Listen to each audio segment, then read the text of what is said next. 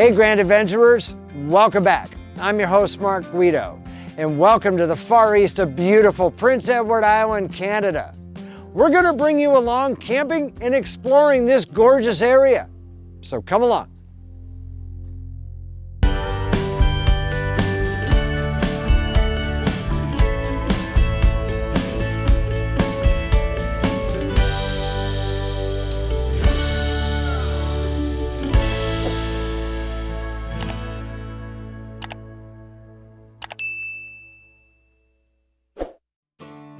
Prince Edward Island, or PEI, is the only Canadian province contained entirely within an island. At around 2,200 square miles, the island also constitutes the smallest of Canada's 13 provinces. There are only two ways for an RV to access PEI across the Northumberland Strait: a vehicle ferry that links the island to Nova Scotia from this terminal at Wood Islands, and the 8-mile-long Confederation Bridge, connecting Prince Edward Island to New Brunswick. Both require substantial tolls, but with either, you only pay when you leave PEI. On our pre-planned route for the Grand Adventure Northeastern Tour 2024, we'll arrive at the island via the bridge, and leave PEI by taking the ferry.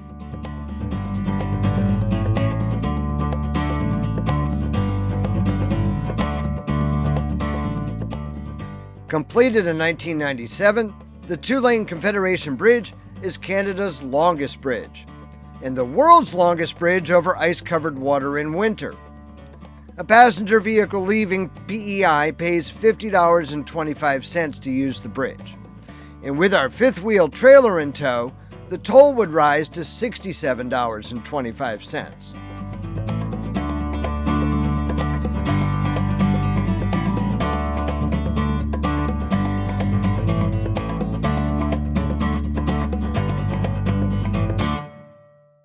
Outside of its two largest communities of Charlottetown and Summerside, Prince Edward Island is decidedly rural, an enticing mix of forests, farmlands, and coastal cliffs and beaches. Rolling hills, woods, reddish-white sand beaches, ocean coves, and its famous red soil have given Prince Edward Island a reputation as a province of outstanding natural beauty. The economy here is dominated by the seasonal industries of small-scale agriculture, tourism, and commercial fishing. To us, it feels much like Vermont's Lake Champlain Valley, if Vermont had a seacoast instead of a lakeshore. The sea surrounding PEI helps to moderate any temperature extremes. With an average daytime high temperature of 73 degrees Fahrenheit during the peak summer months of July and August, it's an ideal place to avoid the hazy heat and humidity that often envelops other parts of the East Coast. Likewise, winters here are much milder than on the adjacent Canadian mainland, even though the Gulf of St. Lawrence freezes over every year. Potatoes seem to dominate the agriculture here, covering a majority of the island's cleared farmlands and making PEI Canada's largest supplier of the crop. Occasionally, though, the island's landscape is punctuated by a beautiful field of lavender flowers that rejuvenate the fields for potatoes. Many of the province's coastal communities rely upon shellfish harvesting, particularly lobster fishing, as well as oyster fishing and mussel farming, evident in many of the island's natural bays and estuaries.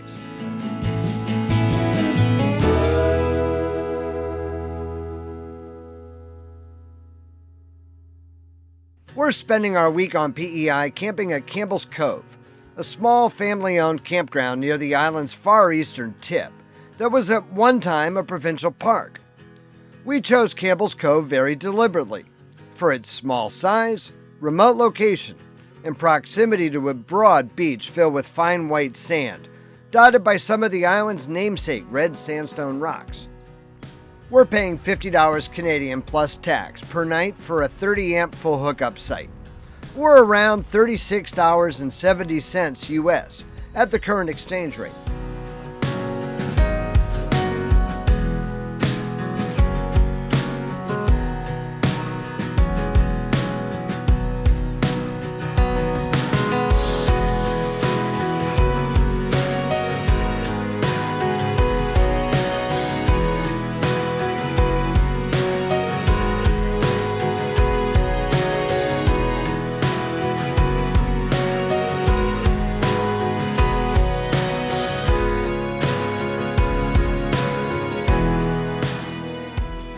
staff at Campbell's Cove Campground could not be more welcoming.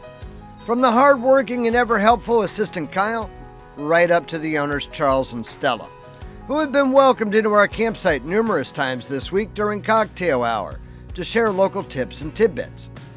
We've truly felt like part of the family throughout our entire week here.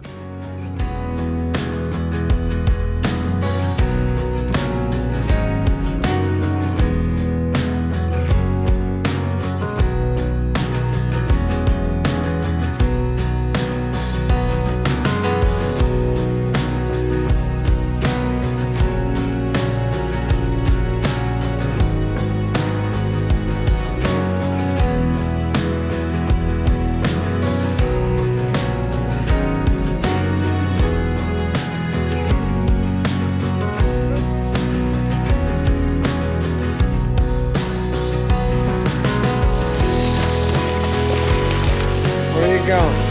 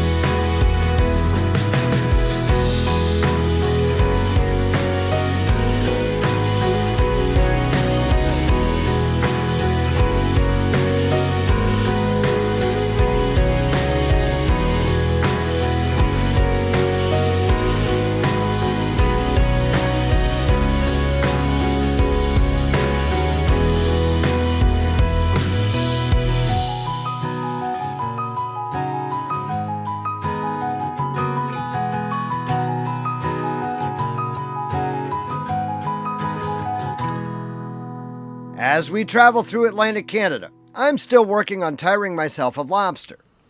We've hit a new low here on PEI, finding these tasty crustaceans for only $6.74 US per pound. We've definitely now reached Big Mac meal price territory, and it's hovering around grocery store prices for ground beef, so why have anything else for dinner? We've picked up two 2-pound big boys for dinner. When we come right back, following a quick ad break, we'll share the towns and the lighthouses of eastern Prince Edward Island and go for a hike in a national park, so stay tuned. Because of the island's size and the fact that we're camped near its far eastern tip, we're focusing this episode on the eastern half of PEI. The island's eastern tip surrounding Campbell's Cove feels like the end of the world, even though it's only about an hour's drive from the provincial capital of Charlottetown. Here in the Glen, a large uninhabited area near our campground, several particularly heavily wooded areas have come to be known as the Canopy. Local legend has it that the Wookalark, a half-man, half-pig humanoid creature, haunts the forest here and causes havoc amongst travelers. The eastern end of the Confederation Trail, a nearly 300-mile recreation path created when the Canadian National Railway abandoned all railroad lines on PEI, reaches the Glen and passes by Fountainhead. At Fountainhead, rail passengers would take a drink from the fresh water that bubbles up from this spring, and local farmers would often fetch water from Fountainhead when their own wells went dry at different times of the year. The landscape of the island's far east is a mix of cultivated farm fields and dense forest, punctuated by only the occasional tiny coastal fishing village, most of which are devoid of any services whatsoever, but filled to the brim with pure maritime charm. Naufrage is the French word for shipwreck. The village's name stems from the numerous shipwrecks that occurred in the area, starting with the arrival of European settlers in 1719. Once a booming area of Irish moss collection, Naufrage is known today for lobster and tuna fishing and tourism.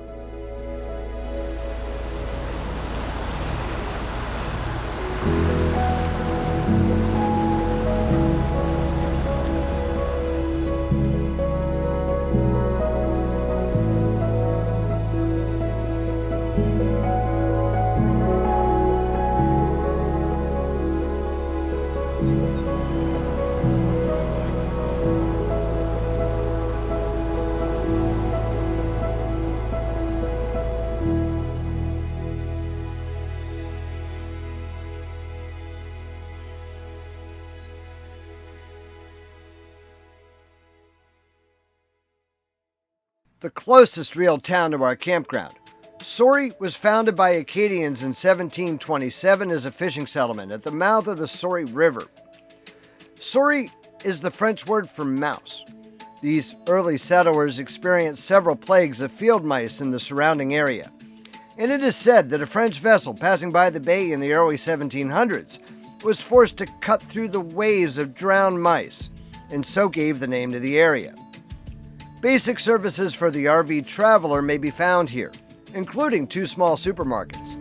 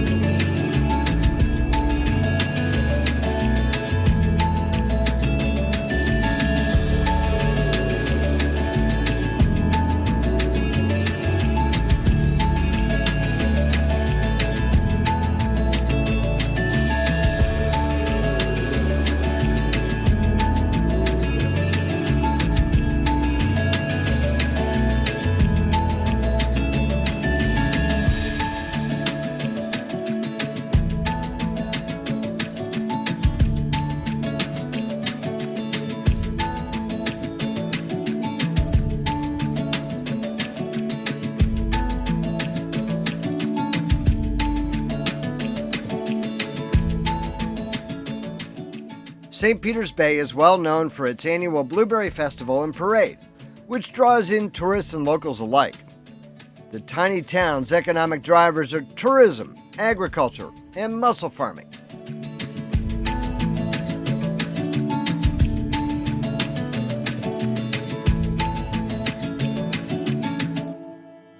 Georgetown lies opposite Brudenell Point, the location of the island's first permanent Acadian settlement in 1732. Georgetown was once a steamship terminal and the eastern terminus of the Prince Edward Island Railway. Now home to only 500 residents, present-day Georgetown's heritage buildings mostly date to the late Victorian era, when the community was at the height of its importance in the wooden shipbuilding industry.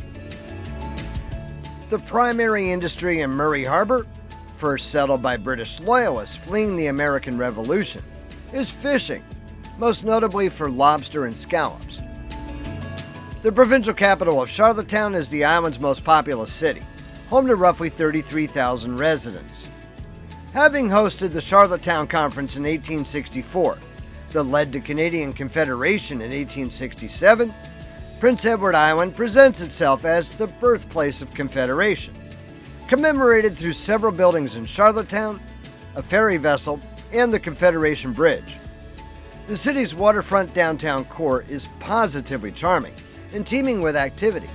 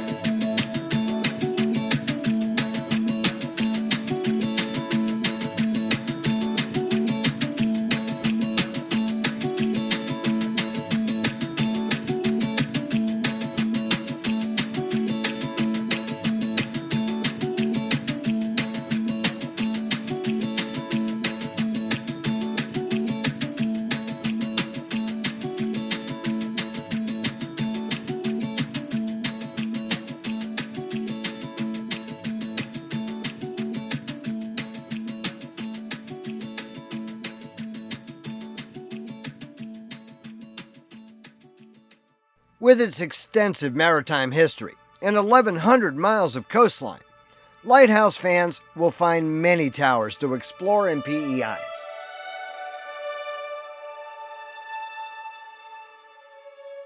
The 64-foot wooden tower of the East Point Lighthouse rises from the sea at the island's easternmost point, where the mighty tides of the Gulf of St. Lawrence and Northumberland Strait meet. It was built in 1867, the same year as Canada's Confederation, and is thus known as Canada's Confederation Lighthouse. Its fog alarm building is now a craft shop. Visitors may climb the 67 steps to the lantern room atop the tower.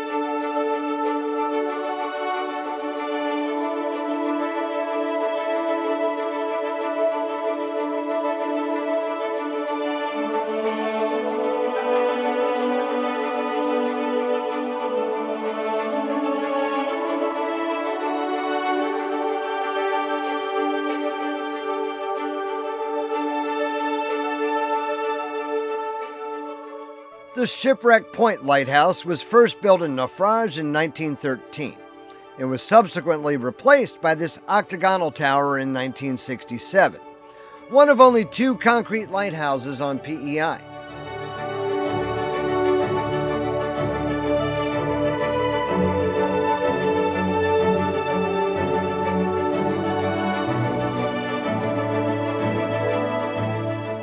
Built in 1880, Souris East Lighthouse is a wood-constructed tower on Knight Point, overlooking the town of Souris. Visitors can climb to the lantern room, walk out to the balcony, and discover the panoramic seascape views of the harbor and town of Souris.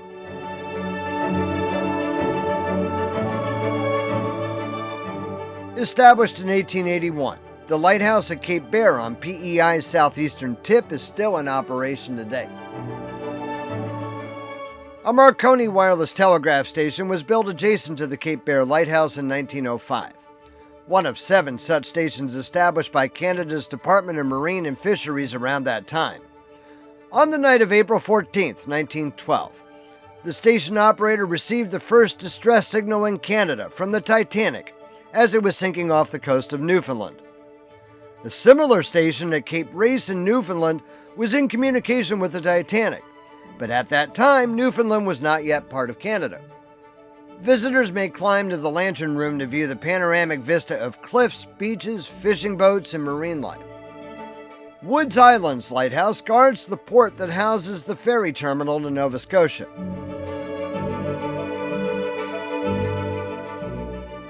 Construction of the 8-room structure was finished during the autumn of 1876.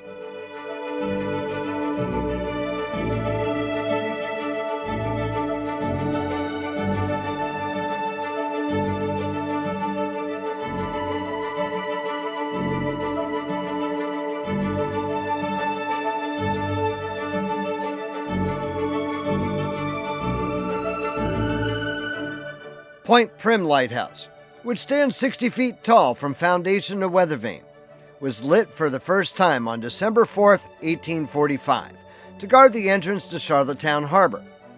It is one of only 2 circular brick lighthouses in Canada. The tower consists of 5 levels, counting the ground floor, the lantern deck, and 3 landings, all of which are connected by a series of wooden steps.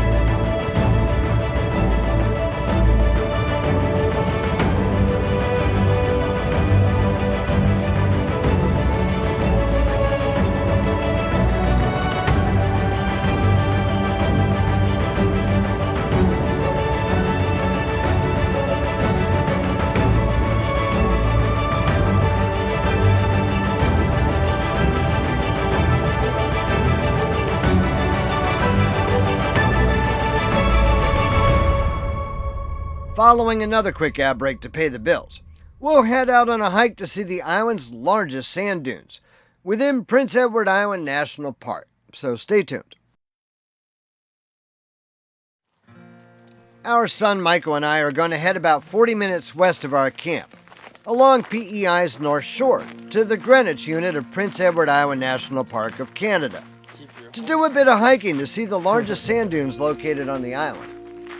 The national park was established west of here in 1937 to protect broad sand beaches, sand dunes, in both freshwater wetlands and salt marshes. The Greenwich unit was added in 1998 through a land transfer from the province to Parks Canada. Animals that inhabit this national park include coyotes, red foxes, raccoons, beavers, minks, and weasels. We actually spotted a mink attacking a cottontail rabbit during our visit to the island this week, but declined to include that footage in this episode when things didn't end well for the bunny. Numerous birds roam in this park, including species of various herons, ducks, owls, hawks, sandpipers, and eagles. Getting to the dunes requires a 6-mile round trip out and back hike, the first half of which is admittedly somewhat monotonous along a straight gravel road that passes through former homestead fields. Halfway through the journey, however, the trail makes a 90-degree right turn and narrows into a thick stand of beautiful forest.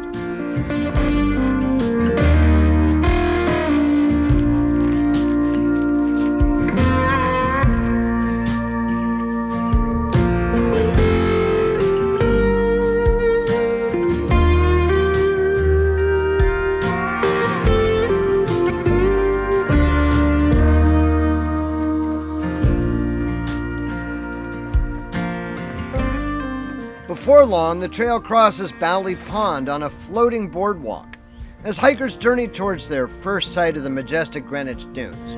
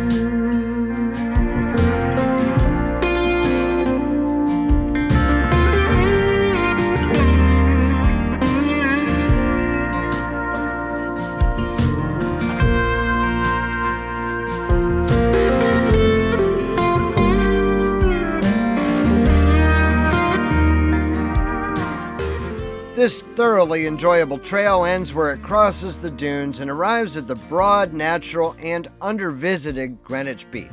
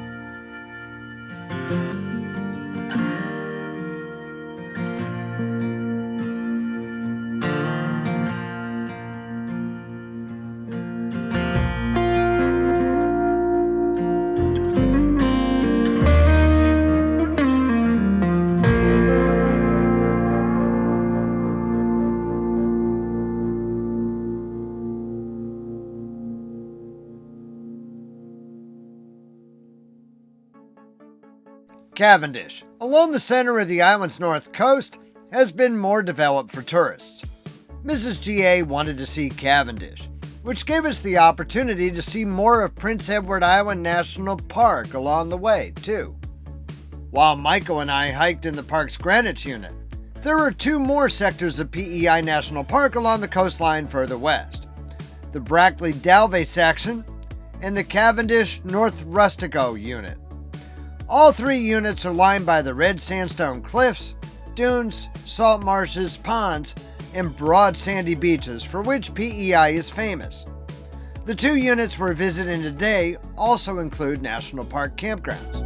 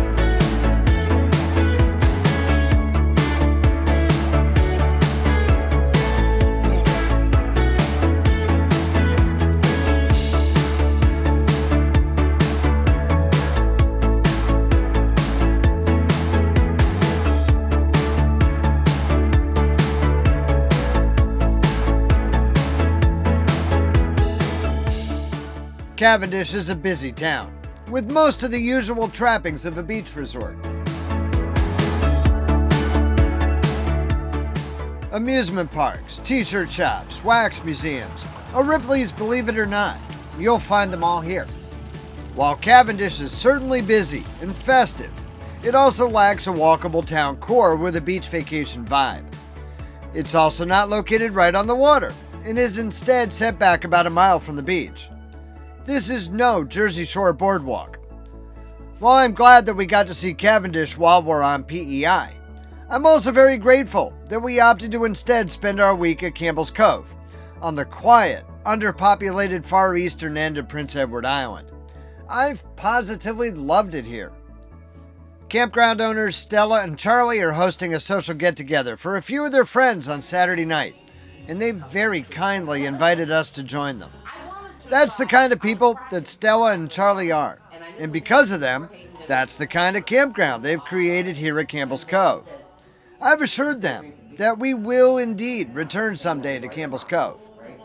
And he said, well, they said to Charlie, I would much rather water. And I said, rum. But I know you should drink rum and orange juice, right?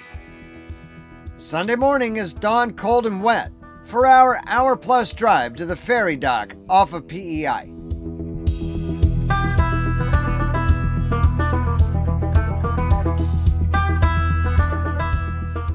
A mail run between Wood Islands and Pictou, Nova Scotia was PEI's only connection to the mainland until 1827. And today, the last vehicle ferries to serve Prince Edward Island link the same two ports. We're about to board the 328-foot motor vessel Surima 1 to carry our RV to Pictou en route to the next grand adventure on Nova Scotia's Cape Breton Island. Built in Norway in 2010, the Surima 1 is currently on loan to Northumberland Ferries from Quebec, after the route's previous vessel, the motor vessel Holiday Island, was scrapped following an engine room fire in 2022.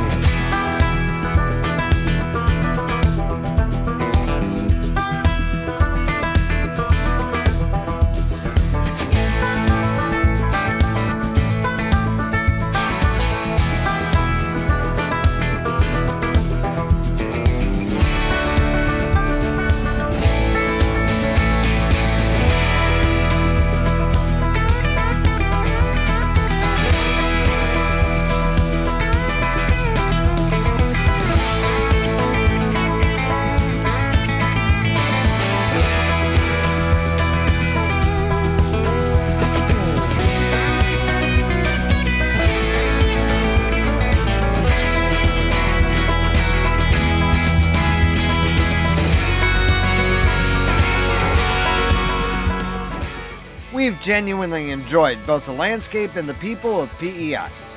If you liked this episode of Grand Adventure, please be sure to give us a big thumbs up down below.